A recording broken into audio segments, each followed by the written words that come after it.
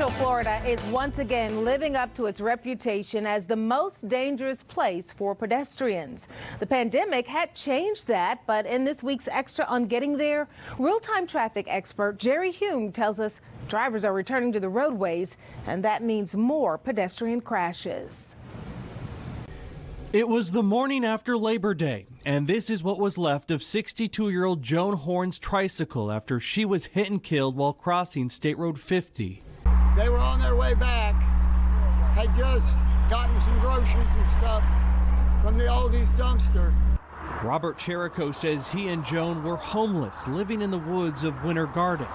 Joan was known to give people anything and everything she could. Just 2 days later, another woman was hit and killed while walking across Sand Lake Road near the Florida Mall.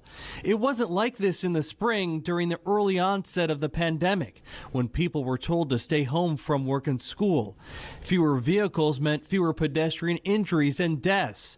The average number in Orange, Osceola, and Seminole counties was down nearly a third from February to July of this year compared to 2019. But that changed in August. Things are looking bleak again. Amanda Day, project director for Best Foot Forward, a pedestrian safety program, blames more drivers on the roadways for the spike in crashes.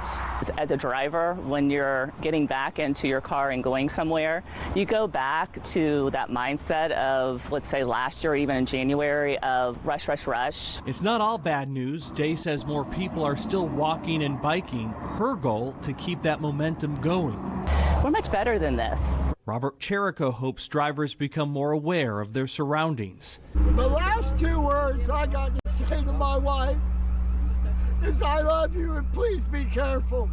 Watch for the cars because they won't watch for you. And they sure don't. For Extra on Getting There, Jerry Hume, Spectrum News 13. While traffic volumes are going up, law enforcement continue to find plenty of drivers speeding, they say.